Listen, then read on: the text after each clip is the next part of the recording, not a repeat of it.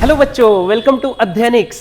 अगर आप class 10th में हो और आपको क्लास 10th के चैप्टर रियल नंबर से डर लग रहा है तो रिलैक्स हो जाओ, क्योंकि हम आपके सामने लेके आए हैं सीबीएसई द्वारा पूछे गए मोस्ट इंपॉर्टेंट पीवाईक्यूज।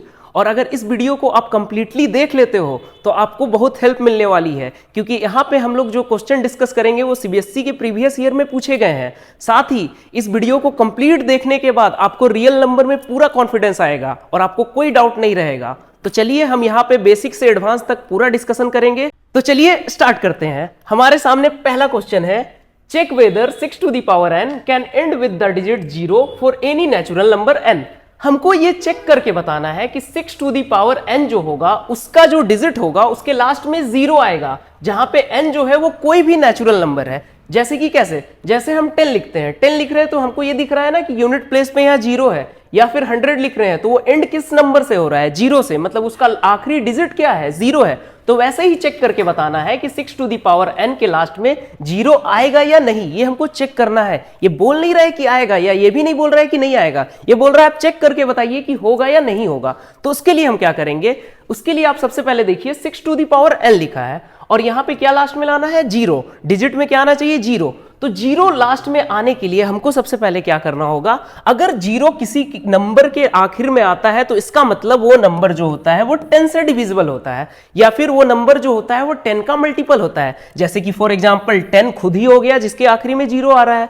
नेक्स्ट 100, इसके भी आखिरी में 0 आ रहा है। 120, इसके भी आखिरी में 0 आ रहा है। ये सारे नंबर्स जो है वो 10 से डिविजिबल है। और इसके अलावा भी ये 10 के अलावा किससे डिविजिबल है, जो हमारा 10 का प्राइम फैक्टर होगा, जैसे कि 2 एंड 5, यानी कि 2 से भी डिविजिबल होगा, साथ ही 5 से भी डिविजिबल होगा। तो इस क्वेश्चन में हमको बताना है कि 6 टू द पावर n जो है वो डिविजिबल 10 से होगा या नहीं। अगर क्वेश्चन का हम मीनिंग चेंज करके देखें तो, क्योंकि ये बोल रहा है डिजिट क्या लास्ट में आना चाहिए, 0, तो उसका मतलब ये 6 टू द पावर n 10 से डिविजिबल होना चाहिए, या फिर 2 और 5 दोनों से डिविजिबल होना चाहिए। ऐसा नहीं कि सिर्फ 2 से हो या फिर सिर्फ 5 से हो, 2 और 5 दोनों से। तो उसके लिए हम क्या चेक करेंगे, 6 का पहले हम प्राइम फैक्टर करेंगे। 6 का प्राइम फैक्टर क्या आएगा, 2 इंटू 3, क्योंकि 6 का हम प्राइम फैक्टराइजेशन में 2 और 3 लिख सकते हैं, और प्राइम फैक्टराइजेशन में हमको प्राइम नंबर लेना पड़ता है। तो इसका मतलब क्या हुआ, 6 एक कंपोजिट नंबर था जिसका प्राइम फैक्टराइजेशन हो गया 2 इंटू 3। ठीक है, तो 2 से तो ये डिविजिबल है 6, साथ में ये 3 से डिविजिबल है, बट क्या 6 5 से डिविजिबल है, ये तो हमें दिखाई नहीं दे रहा है। जबकि हमें लास्ट में 0 लाने के लिए क्या करना पड़ता, 2 इंटू 5 आना चाहिए, बट यहां पे क्या आ रहा है 2 इंटू 3। तो इसका मतलब 6 टू द पावर n जो होगा वो हमेशा क्या होगा, 0 उसके लास्ट में नहीं होगा, या फिर वो 10 से डिविजिबल नहीं होगा। क्यों ऐसा, क्योंकि देखिए 6 टू द पावर n का मतलब होता है 6 टू द पावर 1। अगर हम n1 ले, अगर यही हम यहाँ पे n को 2 ले लें या n को 3 ले लें तो क्या होता है, जैसे देखिए 6 टू द पावर n अगर हमको लिखना है, सबसे पहले n इक्वल टू अगर 1 लेते हैं तो 6 का पावर 1 यानी कि 6। दूसरा n इज इक्वल टू 2 लेते हैं तो 6 स्क्वायर यानी कि 36। तो अगर हम कोई भी नंबर का प्राइम फैक्टर कर रहे हैं, जैसे कि जो 6 का प्राइम फैक्टर होगा बस, और 36 का जो प्राइम फैक्टर होगा, दोनों में फर्क ये होगा कि ये 2 इंटू 3 लिखाएगा और ये लिखाएगा 2 इंटू 3 का स्क्वायर, यानी कि 2 स्क्वायर इंटू 3 स्क्वायर। इसका मतलब क्या हुआ, इसमें 2 है, इसमें 3 है, इसमें 2 है बट 2 बार है, 2 स्क्वायर है, इसमें 3 है बट 2 बार है, यानी कि 3 स्क्वायर है। वैसे ही अगर हम और लिखे n इज इक्वल टू 3 करें तो 6 क्यूब में क्या हो जाएगा, 2 इंटू 3 का क्यूब, यानी कि 2 और 3 ही रहेगा, उसके अलावा कुछ और नंबर नहीं आएगा। तो इसका मतलब क्या होगा, 2 का पावर 3 इंटू 3 का पावर 3।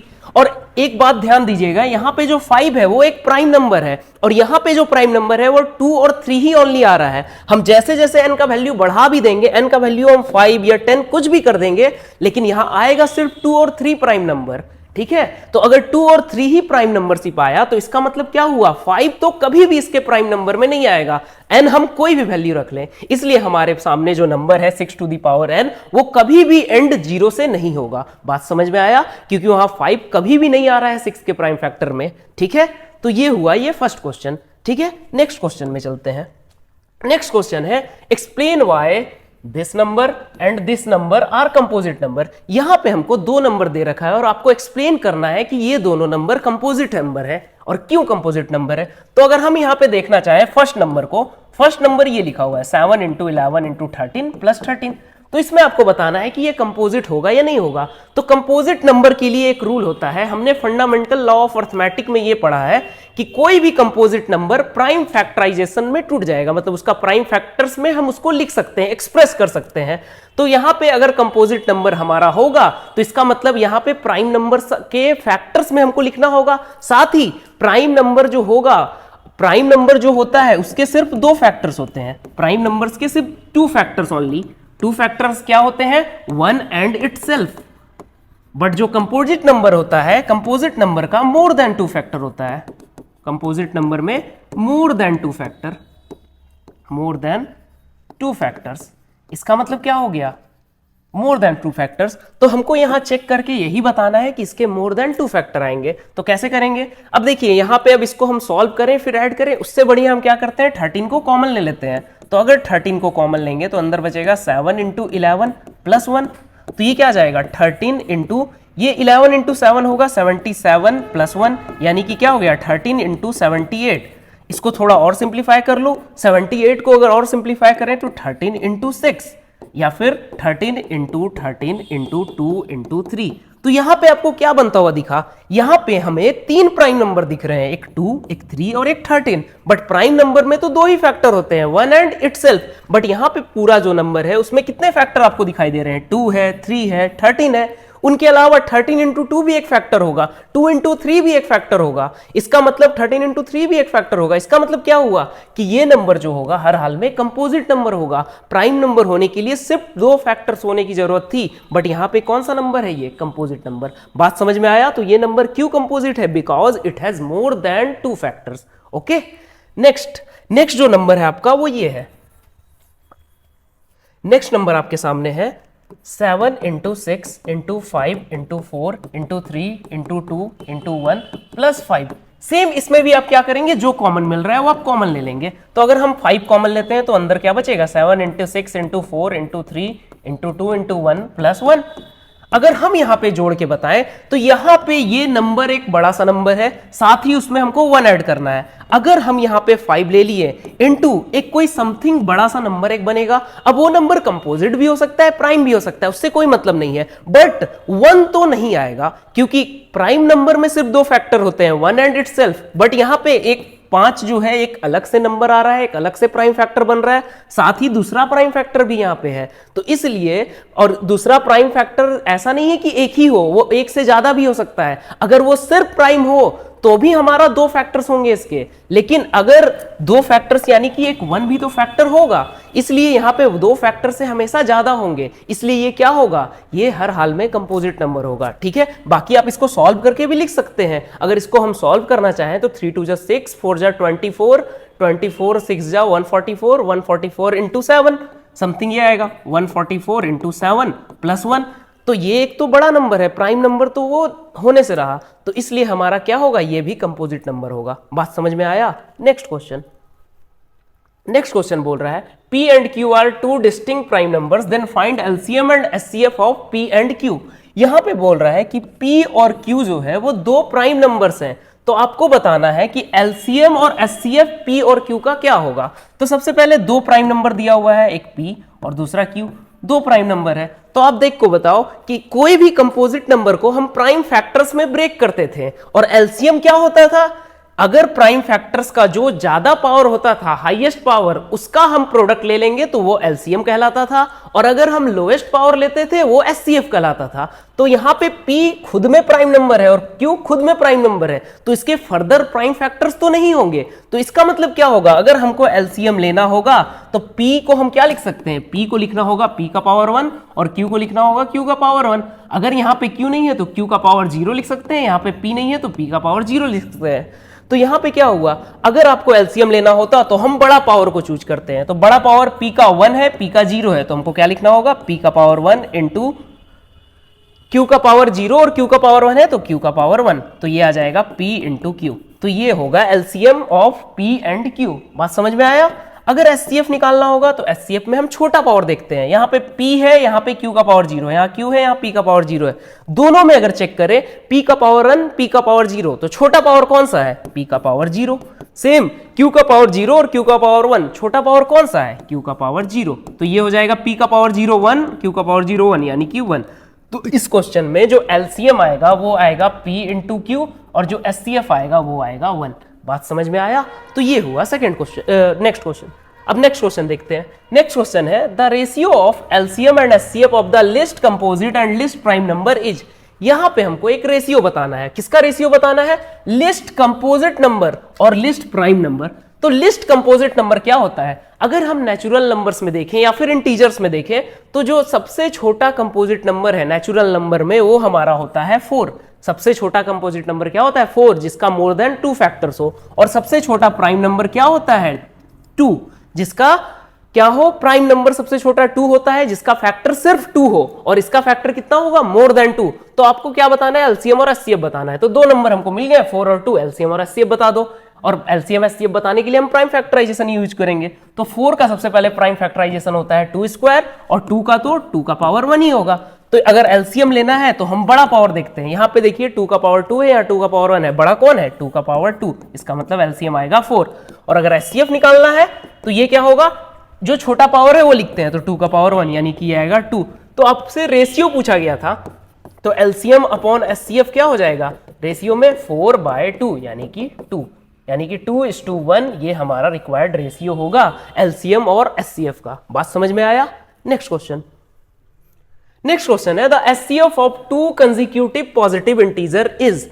अगर हम 2 पॉजिटिव इंटीजर लें और कैसा लें? कंसेक्यूटिव लें। कंसेक्यूटिव का मतलब होता है एक के बाद दूसरा। जैसे कि हम लिख रहे हैं 3, तो उसके बाद जो इंटीजर आएगा वो 4 होगा। हम एक इंटीजर लिख रहे हैं 5, उसके बाद जो इंटीजर आएगा वो 6 आएगा। बात समझ में आया? तो ये 2 कंसेक्यूटिव इंटीजर हुआ। तो इसका हमको क्या बताना है? एचसीएफ बताना है। ठीक है, तो एचसीएफ अगर हम बताना चाहेंगे तो देखिए ये 5 है, ये 6 है। 5 हमारा एक ऑड नंबर है, 5 साथ में प्राइम नंबर भी है। और ये 6 जो है हमारा कैसा नंबर है? इवन नंबर है। तो आपको ये रूल तो पता होगा कि जैसे इवन नंबर होता है 2 4 6 8 एंड सो ऑन, और ऑड नंबर होता है 1 3 5 7 एंड सो ऑन। तो आपको ये तो पता होगा कि ऑड नंबर हमेशा 2 से डिविजिबल होता है, और इवन नंबर हमेशा 2 से डिविजिबल होता है, बट ऑड नंबर 2 से डिविजिबल नहीं होता है। तो इसका मतलब क्या होगा? जब हम एचसीएफ लेंगे तो ये नीचे वाला तो 2 से डिविजिबल होगा, बट ऊपर वाला 2 से डिविजिबल नहीं होगा। जिसके कारण क्या होगा? जब हम 2 कंसेक्यूटिव नंबर लेंगे, जैसे कि आप 20 से कोई भी उठा के ले लो, जैसे कि कंसेक्यूटिव 5 और 6 ले लो, या फिर 7 और 8 ले लो, या फिर 11 और 12 ले लो, या फिर 19 और 20 ले लो, आपको कोई भी कॉमन फैक्टर नहीं मिलने वाला है 1 के अलावा। बात समझ में आया? आप 100 या 101 ले लो, इसमें भी देखोगे तो 100 तो आपका ऑड नंबर है, बट ये तो प्राइम नंबर है। इसका फैक्टर्स 1 और कुछ और 1 और इटसेल्फ रहेगा, बट इसका फैक्टर्स तो आपको 2 5 10 ये सब सारे मिलेंगे, लेकिन कॉमन जो होगा वो सिर्फ 1 होगा। इसलिए हम कहेंगे कि एचसीएफ जो होगा 2 कंसेक्यूटिव पॉजिटिव इंटीजर्स का, वो हमेशा 1 होगा। बात समझ में आया? Next question.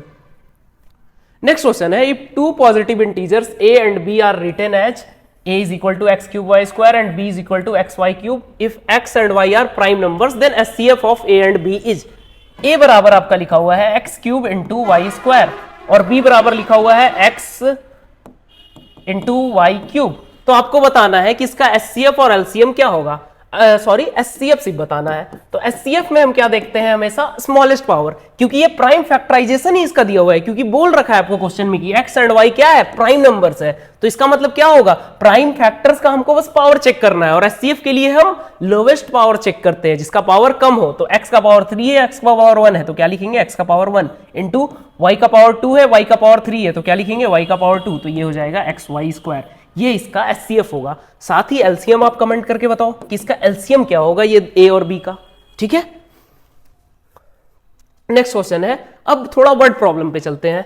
There is a circular path around a sports field, period takes 18 minutes to complete 1 round of the field while rubbish takes 12 minute for the same.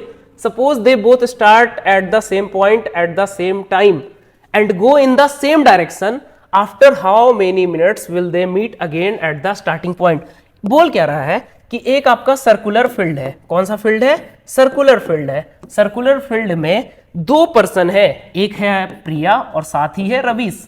दोनों स्टार्ट किए चलना, और चलना कैसे? सेम डायरेक्शन में। अगर ये एंटी क्लॉकवाइज जा रहे हैं तो दोनों कोई एंटी क्लॉकवाइज जा रहा है। प्रिया एंटी क्लॉकवाइज जा रही है तो रवीश भी एंटी क्लॉकवाइज जा रहा है। ठीक है, प्रिया के पीछे रवीश है, बट यहाँ पीछे नहीं है, यहाँ दोनों साथ में स्टार्ट कर रहे हैं। अब साथ में स्टार्ट कर रहे हैं तो क्या बोल रहा है कि प्रिया को टाइम सिर्फ 18 मिनट्स लगता है। प्रिया को पूरा राउंड कवर करने में कितना टाइम लगता है? 18 मिनट्स। लेकिन वहीं रवीश को कितना टाइम लगता है? सिर्फ 12 मिनट्स। मतलब प्रिया का टाइम जो है वो ज्यादा है, लेकिन रवीश का टाइम तो कम है। तो हमें पूछ रहा है कि उन लोग दोबारा कब मिलेंगे इस पॉइंट में। मान लीजिए ए से चलना शुरू किए, वो ए पे कब वापस से मिलेंगे। तो अगर यहां पे हम समझने का कोशिश करें, प्रिया जो है वो यहां से चलना शुरू की, ठीक है, तो 12 मिनट बाद क्या होगा? प्रिया जो होगी क्या वो कंप्लीट कर पाएगी अपना पूरा एक सर्कल? नहीं कर पाएगी, क्योंकि प्रिया जो है वो 18 मिनट लगाती है, तो 12 मिनट में वो कहीं पीछे ही रहेगी। प्रिया जैसे कि यहां पहुंच गई 12 मिनट बाद, लेकिन रवीश जो है वो वापस से यहीं तो आ जाएगा, क्योंकि रवीश का तो पूरा राउंड कंप्लीट हो जाएगा 12 मिनट में। तो प्रिया का तो टाइम और लगना चाहिए, मतलब 18 मिनट लगना चाहिए, तो वो कुछ देर बाद करेगी। लेकिन जब तक प्रिया यहां पहुंची, रवीश और आगे निकल जाएगा, रवीश और आगे निकल जाएगा। तो हमको तो बताना है कि उन लोग दोबारा कब मिलेंगे। तो दोबारा उन लोग तब मिलेंगे जब हम क्या करें? इनके टाइम्स का एलसीएम निकाल लें, इसका 18 मिनट्स का और इसका 12 मिनट्स का। क्योंकि एलसीएम क्या होता है? एलसीएम होता है लोएस्ट कॉमन मल्टीपल। तो एक ऐसा हमको मल्टीपल देखना होगा जो दोनों टाइम से बड़ा हो, जो और क्या करे? दोनों को डिवाइड दे दे, मतलब कि 18 उसको काट दे बड़े टाइम को और 12 भी उस बड़े टाइम को काट दे। तो हमको क्या लेना होगा? एलसीएम लेना होगा। तो एलसीएम ऑफ 12 एंड 18 निकालना है। तो एलसीएम इसका क्या होगा? सेम आप प्राइम फैक्टराइजेशन से करो।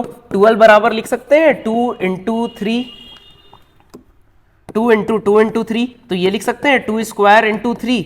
और नेक्स्ट 18 बराबर क्या लिख सकते हैं? 2 इंटू 3 स्क्वायर। तो यहां एलसीएम जब निकालना होगा तो एलसीएम में हम क्या देखेंगे? बड़ा पावर। तो यहां क्या लिखा है? 2 का पावर 2, यहां 2 का पावर 1, बड़ा कौन? 2 का पावर 2। सेम 3 का पावर 1, 3 का पावर 2, बड़ा कौन? 3 का पावर 2। तो एलसीएम क्या आएगा? 2 स्क्वायर यानी कि 4, 3 स्क्वायर यानी कि 9, यानी 36। तो 36 मिनट्स बाद ये दोनों फिर से मिलेंगे पॉइंट ए पे। बात समझ में आया? ए से चलना शुरू किए थे और 36 मिनट बाद फिर दोनों ए पॉइंट पे ही रहेंगे। ठीक है, और एक यहां पे मजेदार बात और है कि 36 मिनट के बाद प्रिया का कितना राउंड हो चुका होगा और रवीश का कितना राउंड हो चुका होगा। मतलब प्रिया कितना चक्कर लगा चुकी होगी इस ग्राउंड का और रवीश कितना चक्कर लगा चुका होगा। तो उसके लिए आपका क्या करो? टोटल टाइम में से जो इसका एक राउंड का टाइम है उससे डिवाइड दे दो। तो अगर हम 36 में 18 डिवाइड करेंगे तो रवीश 2 राउंड लगा चुका रहेगा, लेकिन सॉरी 18 मिनट से डिवाइड करेंगे तो प्रिया 2 राउंड लगा चुकी रहेगी, और रवीश क्या करेगा? 12 मिनट से डिवाइड करेंगे तो वो 3 राउंड लगा चुका होगा। बात समझ में आया? ऐसा भी पूछा जा सकता है। बाकी 36 मिनट जो होंगे वो टाइम होंगे आफ्टर जो दोबारा मिले उतने टाइम बाद। ठीक है, next question. 3 alarm clocks ring their alarms at regular interval of 20 minute, 25 minute, 30 minute respectively. If they first beep together 12 PM noon, at what time they beep again together? ठीक है, इस क्वेश्चन में क्या बोल रहा है कि 3 अलार्म क्लॉक है, ए मान लो ए बी और सी, ए बी और सी 3 अलार्म क्लॉक है। ए जो है वो 20 मिनट के बाद फिर से रिंग करता है, बी जो है वो 25 मिनट के बाद फिर से रिंग करता है, और सी जो है वो 30 मिनट के बाद फिर से रिंग करता है। मतलब अलार्म अभी बजा, 20 मिनट बाद ए फिर बजेगा, बी जो है अभी बजा लेकिन 25 मिनट बाद फिर से बजेगा, और सी अभी बजा उसके बाद 30 मिनट बाद लगेगा उसको दोबारा से बजने में। तो उन लोग एक साथ जो बजा है वो 12 PM में बजा है, मतलब दोपहर के 12 बजे वो एक साथ बजे हैं। तो आपको बताना है कि अगेन वो कब बजेंगे जब उनका ऐसा हाल रहे, मतलब 20 मिनट बाद बजे, 25 मिनट बाद बजे और 30 मिनट बाद बजे। तो उसके लिए भी हमको क्या देखना होगा? जो 20 जो नंबर है, 20 नंबर है, चाहे 25 नंबर है या 30 नंबर है, एक हमको बड़ा नंबर देखना होगा जो क्या करे? तीनों नंबर उसको काट दे। इसका मतलब हमको क्या ढूंढना होगा? एलसीएम ढूंढना होगा इन तीनों नंबर का, क्योंकि एलसीएम ही निकालेंगे ना, जिससे हमको ये पता चलेगा कि उतने मिनट बाद क्या होगा कि ये सब एक साथ बीप करेंगे। ठीक है, तो एलसीएम निकालने के लिए अगेन प्राइम फैक्टराइजेशन का यूज करते हैं। तो प्राइम फैक्टराइजेशन क्या होगा? 25 का सबसे पहले 20 का क्या होगा? 2 इंटू 2 इंटू 5, 25 का होगा 5 इंटू 5, और 30 का होगा 2 इंटू 3 इंटू 5। तो यहां पे हमको क्या निकालना है? एलसीएम निकालना है। तो तीनों का एलसीएम कैसे निकालेंगे? हाईएस्ट पावर को चेक करेंगे। तो ये लिखा हुआ है 2 स्क्वायर इंटू 5 का पावर 1, ये लिखा हुआ है 5 स्क्वायर। अगर 2 नहीं है तो 2 का पावर 0 कर दे, 3 नहीं है तो 3 का पावर 0 कर दे, यहाँ पे भी 3 का पावर 0, यहाँ पे 2, यहाँ पे डायरेक्टली हम बोल सकते हैं 2 का पावर 1, 3 का पावर 1, 5 का पावर 1। अब हम बड़ा पावर देखना होगा तभी एलसीएम होगा। तो यहाँ पे क्या है, 2 का पावर 2 है, यहाँ 2 का पावर 0 है, यहाँ 2 का पावर 1 है। बड़ा कौन, 2 का पावर 2 इनटू यहाँ पे बड़ा कौन, 5 का पावर 1 है, 5 का पावर 1 है, 5 का पावर 2 है। बड़ा कौन, 5 का पावर 2। 3 का पावर 0 है, 3 का पावर 0 है, 3 का पावर 1 है। बड़ा कौन, 3 का पावर 1। तो ये हमारा टाइम आ गया। तो कितना मिनट बाद ये तीन एक साथ रिंग करेंगे, तो ये हो जाएगा 4 × 25 × 3, 4 × 25 × 3, 4 × 25 × 3। तो ये कितना हो गया, 300 मिनट्स। 300 मिनट्स के बाद वो तीनों अलार्म क्लॉक एक साथ रिंग करेंगे। तो आपसे पूछ रहा है, टाइम पूछ रहा है कि कितना बजे वो रिंग करेंगे, at what time will they beep again. तो वो कितना बजे रिंग करेंगे, तो 12 बजे वो फर्स्ट टाइम रिंग किए थे, तो 300 मिनट बाद फिर से करेंगे। तो 300 मिनट में कितना आर होते हैं, अगर 300 मिनट को हम कन्वर्ट करें तो 300/60 कितना हो जाएगा, आर में हो जाएगा। तो ये क्या होगा, 5 आर। तो आफ्टर 5 आवर्स दे रिंग अगेन और दे बीप अगेन। तो 12 के बाद 5 घंटे बाद यानी कि 12 PM में अगर हम 5 आवर्स ऐड कर दें तो कितना हो जाएगा, 5 PM। तो 5 PM में वो अगेन रिंग करेंगे। तो इसका आंसर क्या होगा, 5 PM। बात समझ में आया, 5 PM में ये दोबारा रिंग करेंगे। नेक्स्ट क्वेश्चन है, in a seminar the number of participants in Hindi, English and mathematics are 60, 84 and 108 respectively. Find the minimum numbers of room required if in each room the same number of participants are to be seated and all of them being in the same subject। इस question में आपको ये बोल रहा है कि एक seminar हो रहा है स्कूल या कॉलेज में, वहां डिफरेंट सब्जेक्ट्स में आपको क्या मिल रहे हैं, स्टूडेंट्स मिल रहे हैं। तो इसमें बोला है कि इंग्लिश के जो टोटल नंबर ऑफ स्टूडेंट है वो 60 है, हिंदी के जो है 60 है, इंग्लिश के जो है वो 84 है और मैथमेटिक्स के 108 है। चलिए यहाँ फिर से लिख लेते हैं, हिंदी के कितने हैं 60, इंग्लिश के कितने हैं 84 और मैथमेटिक्स के कितने हैं 108। तो आपसे यहां पे सवाल पूछ रहा है कि हमको कितने रूम की रिक्वायरमेंट होगी जिससे क्या हो, सारे जो स्टूडेंट है वो बैठ जाएं और एक रूम में सिर्फ एक ही सब्जेक्ट के स्टूडेंट आने चाहिए। इसका मतलब क्या है, एक रूम में सिर्फ एक ही सब्जेक्ट के स्टूडेंट आएंगे और साथ ही सारे रूम्स में स्टूडेंट्स बराबर भी होने चाहिए। बट यहां अगर हम हिंदी के स्टूडेंट की संख्या देखें तो वो 60 है, इंग्लिश की 84 है और मैथ्स का 108 है। तीनों संख्या तो डिफरेंट है। तो इसको हमको कैसे बनाना होगा जिससे क्या हो, हिंदी के भी बराबर हो जाए, इंग्लिश के भी और मैथ्स के भी, तीनों स्टूडेंट्स क्या हो, बराबर रहे, एक रूम में रहे। ऐसा नहीं कि इसको हम डायरेक्टली बैठा दे, इतना हम इसको बांट बांट के ही बैठाएंगे, लेकिन सब रूम्स में बराबर होने चाहिए और टोटल हमें कितना रूम्स है ये बताना है। तो सबसे पहले हम ये बताएंगे कि एक रूम में कितने बैठेंगे। तो एक रूम में उतने बैठेंगे जो इन तीनों का एचसीएफ होगा, क्योंकि एचसीएफ क्या होता है, हाईएस्ट कॉमन फैक्टर। और जो हाईएस्ट कॉमन फैक्टर होता है वो किस चीज को बतलाता है कि तीनों नंबर को एक ऐसा नंबर काट दे जो तीनों को काट दे, मतलब तीनों में कॉमन आए और वो हाईएस्ट हो। ठीक है, तो वो 60 को भी काटना चाहिए, 84 को भी और 108 को भी। तो इसके लिए हमको क्या करना होगा, तीनों का प्राइम फैक्टराइजेशन करके एचसीएफ निकालना होगा। ठीक है, तो एचसीएफ जो होगा वही बतलाएगा कि एक रूम में कितने नंबर ऑफ स्टूडेंट बैठेंगे और उसके बाद हम टोटल नंबर ऑफ रूम्स निकाल देंगे। तो सबसे पहले 60 का प्राइम फैक्टराइजेशन कीजिए। तो 60 का प्राइम फैक्टराइजेशन क्या होगा, अगर हम 60 को तोड़ना चाहें तो क्या होगा, 2 से 30, 2 से 15, 3 से 5। तो इसका प्राइम फैक्टराइजेशन होगा 2 का पावर 2, 3 का पावर 1, 5 का पावर 1। नेक्स्ट 84 का क्या होगा, 84 को तोड़िए, 2 से 42 बार में, 2 से 21 बार में, 3 से 7 बार में। तो इसका क्या हो जाएगा, 2 का पावर 2 इंटू 3 का पावर 1 इंटू 7 का पावर 1। नेक्स्ट 108 को तोड़िए, 108 का क्या होगा, 2 से 54 टाइम्स, 2 से 27 टाइम्स, 3 से 9 टाइम्स, 3 से 3 टाइम्स। तो ये बन गया 2 स्क्वायर इंटू 3 क्यूब। ठीक है, तो अब यहाँ पे हमको क्या निकालना है, एचसीएफ। एचसीएफ में हम कैसा पावर देखते हैं, स्मॉलेस्ट पावर। तो यहाँ पे 2 का पावर 2 है, 2 का पावर 2 है, तो स्मॉलेस्ट पावर क्या होगा, 2 का पावर 2। 3 में देखिए, 3 का पावर 1, 3 का पावर 1, 3 का पावर 3, तो यहाँ पे 3 का पावर 1 स्मॉलेस्ट होगा। अब 5 में 5 का पावर 1 है, यहाँ कुछ नहीं है, तो इसका मतलब 5 का पावर क्या है, 0 है। यहाँ पे भी कुछ नहीं है, तो 5 का पावर 0 है, तो स्मॉलेस्ट हो जाएगा 5 का पावर 0। उसके बाद नेक्स्ट 7 का पावर चेक करें, 7 का पावर यहाँ पे कुछ नहीं है, तो 7 का पावर 0, यहाँ 7 का पावर 1, यहाँ 7 का पावर 0, तो स्मॉलेस्ट हो जाएगा 7 का पावर 0। तो इसका आंसर क्या हो जाएगा, 2 का पावर 2 यानी कि 4 और इंटू 3 यानी कि 12। इसका आंसर क्या हुआ, 12 हुआ। तो 12 जो है वो स्टूडेंट जो है वो एक रूम में बैठेंगे, वो किसी भी सब्जेक्ट के हो, हिंदी के भी हो तो 12-12 करके हम बैठा देंगे, इंग्लिश के हो तो 12-12 करके बैठा देंगे, मैथ्स के हो तो 12-12 करके बैठा देंगे। तो पूछ रहा है कि कितने नंबर ऑफ रूम्स का रिक्वायरमेंट होगा हमको सबको बैठाने के लिए। तो हिंदी के लिए हमको कितने रूम का रिक्वायरमेंट होगा, 60/12 यानी कि 5 रूम्स का। ठीक है, नेक्स्ट ठीक है। इंग्लिश के लिए हमको कितने का रिक्वायरमेंट होगा, सबसे पहले हिंदी है, हिंदी के लिए कितने का रिक्वायरमेंट होगा 5 का। इंग्लिश के लिए कितने का रिक्वायरमेंट होगा 84/12 यानी कि 7 रूम्स का। और नेक्स्ट मैथ्स के लिए 108/12 इतने रूम्स का रिक्वायरमेंट है, मतलब ये कितना हो गया 9 रूम्स। तो ये टोटल नंबर ऑफ रूम्स कितने हो गए, total number of rooms required कितने हो गए, अगर हम तीनों को ऐड कर दें तो 7, 5, 12 और 9 21 रूम्स।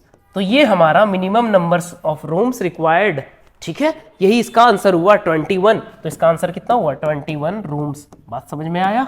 नेक्स्ट क्वेश्चन है 3 farmers have 490 kg, 588 kg, 882 kg of weight respectively. Find the maximum capacity of a bag so that the weight can be packed in exact number of bags. Same ये भी question पिछले question जैसा ही है, but इसमें total number of bags नहीं पूछ रहा है, इसमें बोल रहा है कि एक बैग का कितना कैपेसिटी होना चाहिए। जैसे कि क्या बोल रहा है क्वेश्चन में कि 3 फार्मर्स हैं जिनके पास अनाज है, कुछ अनाज मतलब वेट दिया हुआ है, वेट है तीनों के पास। तो एक के पास 490 केजी है, एक के पास 588 केजी है, एक के पास 882 केजी है। अगर हम 3 फार्मर मान लें ए बी सी, तो ए के पास है 490 केजी, बी के पास है 588 केजी, 588 केजी और सी के पास 882 केजी।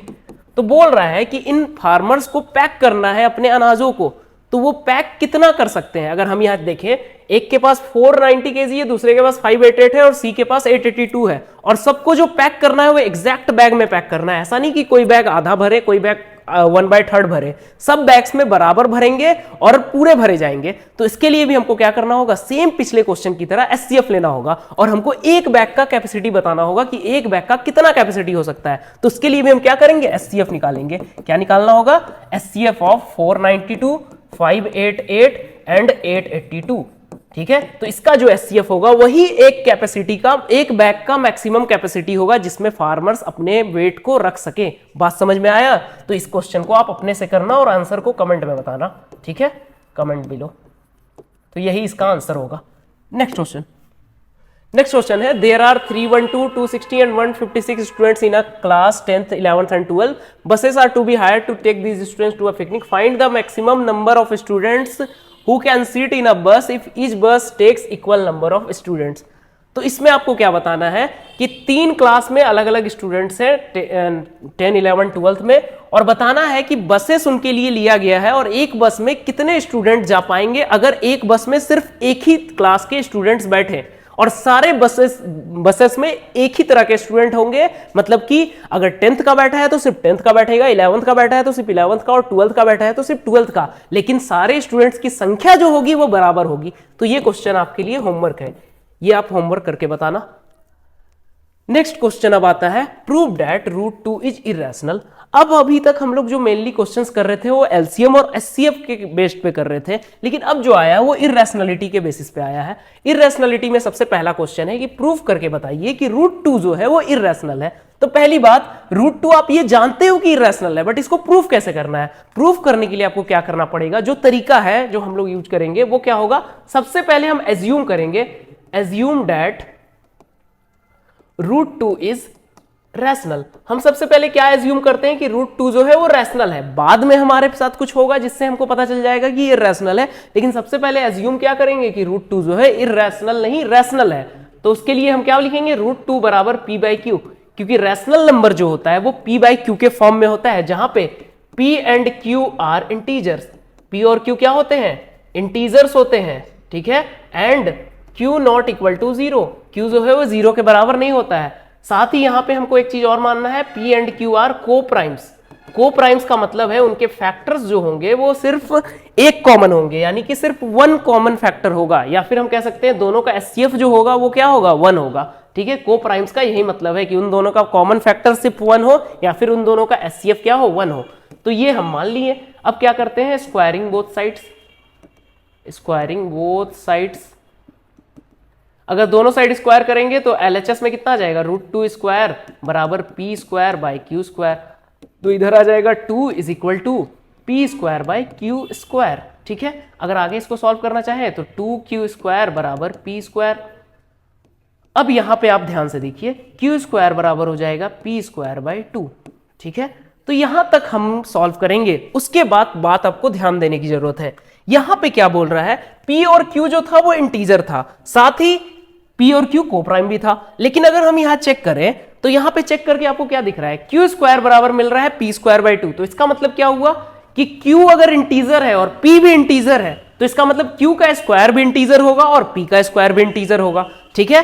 और अगर इंटीजर दूसरे इंटीजर को डिवाइड कर रहा है और इंटीजर मिल रहा है, जैसे कि यहां दिख रहा है ना आपको, p स्क्वायर जो है वो इंटीजर है और 2 भी एक तरह का इंटीजर है, और अगर हम इंटीजर बाय इंटीजर करके इंटीजर ला रहे हैं तो इसका मतलब क्या है कि 2 जो है वो कंप्लीटली p स्क्वायर को डिवाइड कर देगा, तभी ना ये इंटीजर ही वैल्यू देगा। अगर कंप्लीटली डिवाइड नहीं करेगा तो वो इंटीजर वैल्यू तो देगा नहीं, क्योंकि इंटीजर वैल्यू क्या होता है, i अगर हम लिख के चलते हैं तो क्या होता है, -3 -2 -1 0 1 2 3 ऐसा ही नंबर्स होता है, इसी को हम इंटीजर कहते हैं। तो इंटीजर मिलने के लिए कंप्लीटली क्या करना होगा, डिवाइड करना होगा। तो कंप्लीटली अगर डिवाइड यहां करेगा तो हम यहां क्या लिख सकते हैं, सो 2 divides p square, 2 divides p square. और ऐसा हमने एक नोट पढ़ चुका है रियल नंबर में कि अगर 2 कोई प्राइम नंबर है वो p स्क्वायर को डिवाइड कर रहा है तो 2 also divides p, also divides p, ठीक है। ये आपको रियल नंबर में पढ़ने को मिलता है। देन 2 ऑल्सो डिवाइड्स p, ठीक है।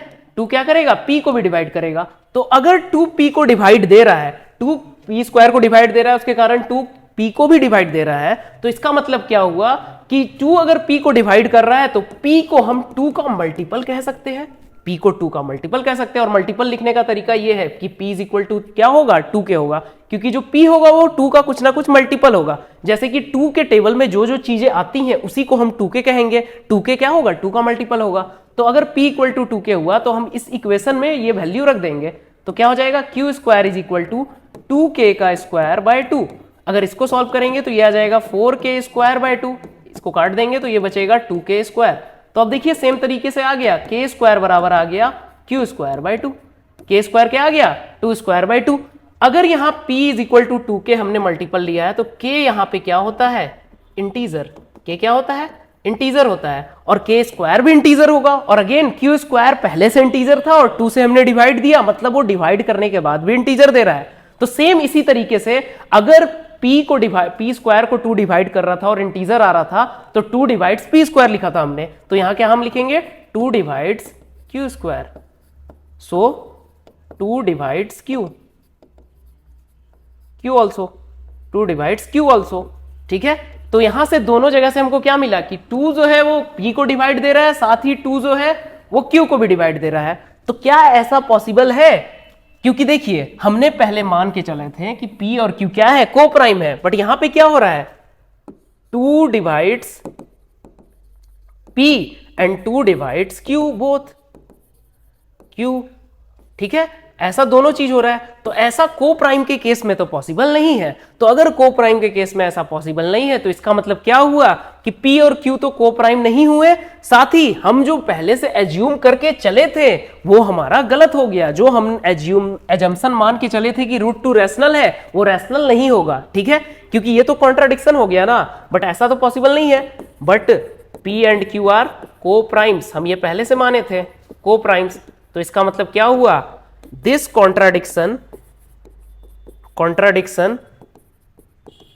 arises due to our wrong assumption। ये हमारे रॉन्ग assumption के कारण ऐसा हुआ है। इसका मतलब hence √2 इज इरेशनल। बात समझ में आया, √2 क्या होगा, इरेशनल होगा, क्योंकि हम एज्यूम ही गलत करके चले थे, ठीक है। तो √2 हमारा क्या निकल के आया, इरेशनल। बात समझ में आया, यही इसका प्रूफ है, ठीक है। तो ये स्टेप्स आपको करने होंगे अगर आपको प्रूफ करना होगा कि √2 इरेशनल है कि नहीं, ठीक है। साथ ही में इस क्वेश्चन से रिलेटेड आप सिर्फ √2 के लिए नहीं कर सकते, √3, √5, √7, √11 सारे के लिए कर सकते हैं। बट यहां फर्क क्या होगा, 2 के जगह 3 आ जाएगा, 3 के जगह 5 आ जाएगा, जैसा आपका क्वेश्चन रहेगा। सारे क्वेश्चंस के लिए आपको यही तरीका लगाना होगा, ठीक है। तो इसलिए आपका जो होमवर्क है वो ये रहा कि √7 को आपको इरेशनल प्रूफ करना है, ठीक है। तो ये होमवर्क आपका है। नेक्स्ट क्वेश्चन है, आई थिंक ये लास्ट क्वेश्चन है। यहां पे आपको क्या मिल रहा है, prove that 5 plus √2 is irrational. अब देखिए यहां लिखा हुआ है 5 प्लस √2, ये इरेशनल हमको प्रूव करना है। तो अगर हम देख के बोले 5 प्लस √2 किस फॉर्म में, √2 तो इरेशनल होता है और 5 जो है वो रैशनल होता है, तो तो ये रैशनल प्लस इररेशनल फॉर्म में है, तो रैशनल प्लस इररेशनल हमेशा ये इररेशनल होता है। आप ये बात ध्यान रखिएगा कि रैशनल प्लस इररेशनल क्या होता है, इररेशनल। बट अगर आपको इसको प्रूफ करना है तो अगेन एज्यूम कर लेना है 5 + √2 को एक रैशनल नंबर। सेम उसको क्या एज्यूम करना है, रैशनल नंबर, जहां पे Q0 = 0 हो, P and Q are integers हो, ठीक है, और सेम कोप्राइम भी हो। और इसको एज्यूम हम ऐसे करने के बाद क्या करेंगे, थोड़ा सा सिंप्लीफाई करेंगे, तो √2 बराबर क्या आ जाएगा, P/Q - 2। तो यहां पे क्या हो जाएगा, P - 2Q/Q, ये √2 के बराबर आ जाएगा, P - 2Q/2। अब इस इक्वेशन को ध्यान से देखिए, यहां पे क्या बन रहा है, √2 तो आपको पहले से पता है, अभी हमने प्रूफ किया कि √2 जो है वो क्या है, इररेशनल है। √2 क्या है, इररेशनल नंबर है। और यहां पे क्या हो रहा है, P इंटीजर है, P इंटीजर है, P क्या है, इंटीजर है। नेक्स्ट Q भी क्या है, इंटीजर है। तो इसका मतलब 2Q भी क्या होगा, इंटीजर होगा, -2Q भी क्या होगा, इंटीजर होगा। और हम इंटीजर में अगर दूसरा इंटीजर माइनस करेंगे तो वो भी हमें इंटीजर मिलेगा, वो भी क्या मिलेगा, इंटीजर। तो P - 2Q जो न्यूमरेटर है वो क्या हुआ, इंटीजर हुआ। और Q आपको पहले से पता है कि ये इंटीजर है क्योंकि हम रैशनल मान के चले थे। बट इंटीजर बाय इंटीजर तो एक रैशनल नंबर कहलाता है ना, क्योंकि ये न्यूमरेटर में इंटीजर आ गया, डिनोमिनेटर में इंटीजर आ गया। बट √2 तो इररेशनल है, तो ऐसा कभी पॉसिबल है, LHS में हमारा बन रहा है रैशनल और RHS में बन रहा है इररेशनल, तो ऐसा कभी पॉसिबल नहीं है। तो यहां पे भी वही बात हुआ कि हमारा एजम्पशन गलत था, इसलिए कॉन्ट्राडिक्शन अराइज हुआ। सो हमारा जो 5 + √2 है वो क्या है, इररेशनल है। तो यहां भी आपको सेम तरीके से लिखना है कि since √2 is irrational but in RHS we get rational and this cannot be possible, so this contradiction arises due to our wrong assumption, so 5 + √2 is irrational। बात समझ में आया। तो ये हुआ लास्ट क्वेश्चन, ठीक है। तो यहां तक हमने जो PYQ किए हैं वो प्रीवियस ईयर में आपके पूछे गए हैं, ठीक है। तो रियल नंबर्स में ये सब आपके PYQ है, आप इन सबको फिर से अपने से प्रैक्टिस करें। साथ ही अगर आपको कोई डाउट होता है तो आप कमेंट में पूछ सकते हैं, बाकी आप वीडियो को दोबारा अपने से ही देखें, क्योंकि प्रैक्टिस से ही आपको परफेक्शन मिलेगा। जब तक आप प्रैक्टिस नहीं करेंगे आप परफेक्ट नहीं होंगे कभी भी मैथ्स में, ठीक है। तो प्रैक्टिस करते रहें। All the very best for your exams. Thank you.